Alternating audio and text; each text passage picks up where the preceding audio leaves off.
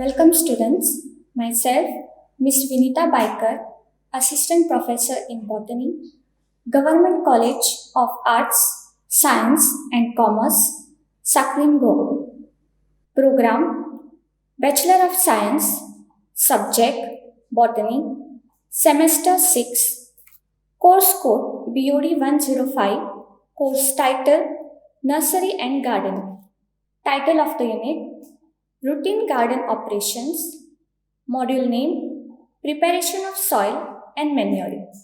Outline Introduction to Soil Preparation, Types of Soils, Soil pH, Adjustment of Soil pH, Introduction of Manure, Types of Manure, Application of Manure.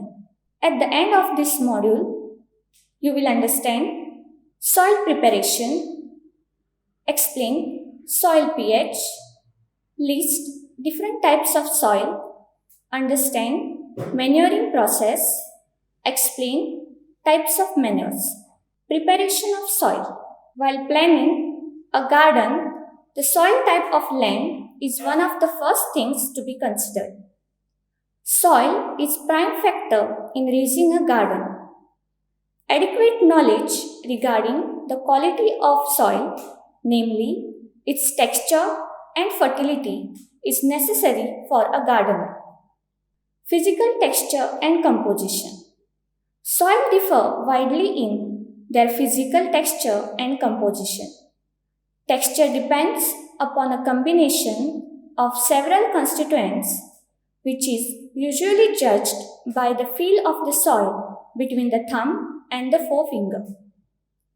It may either be gritty, smooth, and silky, or stiff and sticky.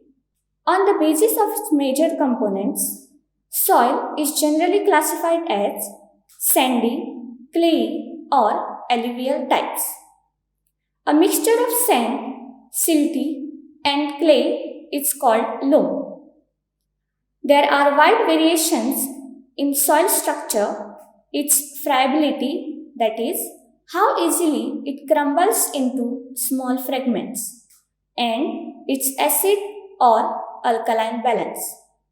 There are different types of soil, namely sandy soil, clayey soil, loamy soil, alluvial soil, gravelly or rock soil, pit soil. Sandy soil. Sandy soil is easy to handle since it is light and porous.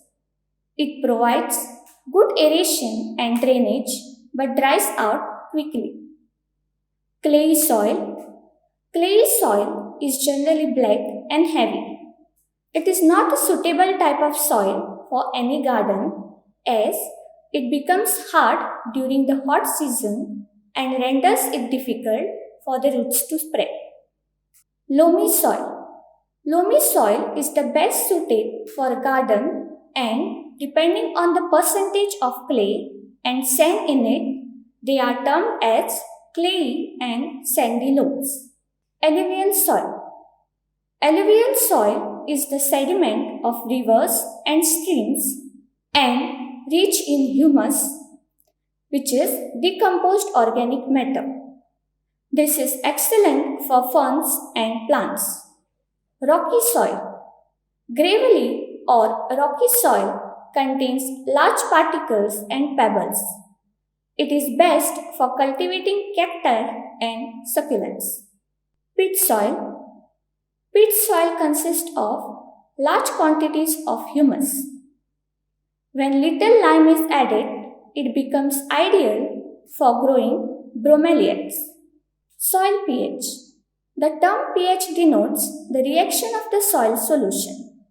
The pH scale indicates the degree of acidity or alkalinity which can be measured either with a pH meter or using an inexpensive pH paper. The soil is acidic if the pH is less than 7, neutral at 7, and alkaline if it is greater than 7. The acid-alkaline balance is very important for plant growth. The extreme range of soil pH varies from about 3.5 for very acid peat soil to 10 for very alkaline arid soil. For most garden soils, the pH ranges from 5 to 7 and the most ideal is 6.5, which is preferred by most plants.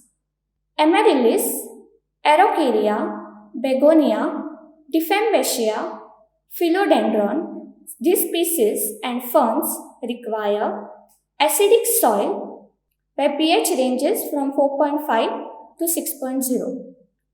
Anthurium, Asparagus, Pelargonium, Geranium, a few succulents, lily, rose, and vegetables like carrot, cabbage, radish, tomato.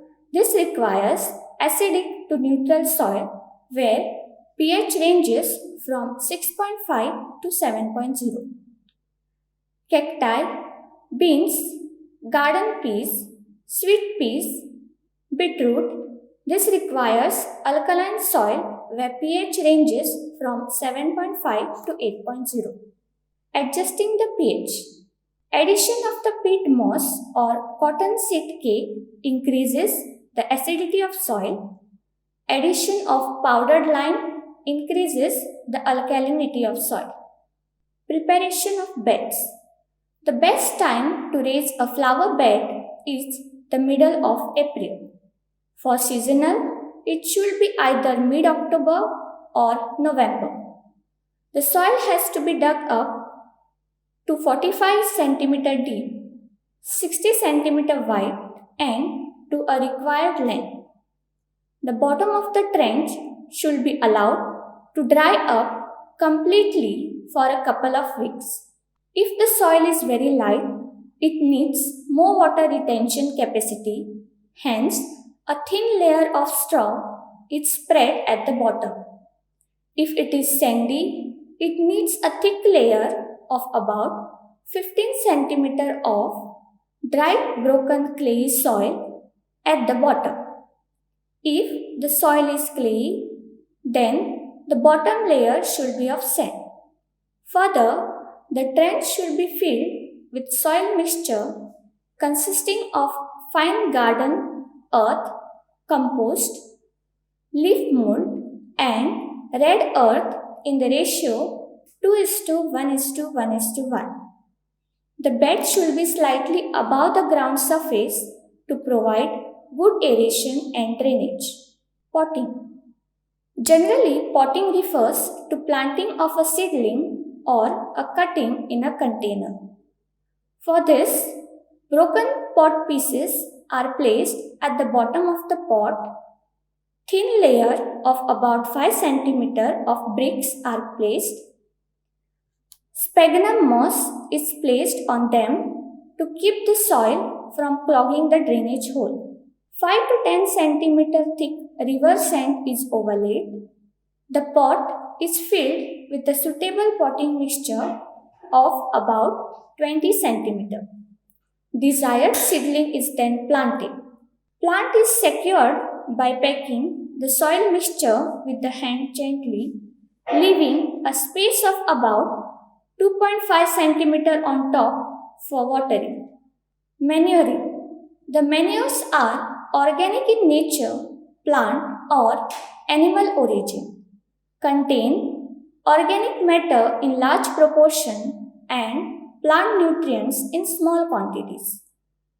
Manure is of value as a source of humus used to improve soil productivity by correcting soil pH, soil physical, chemical, and biological properties.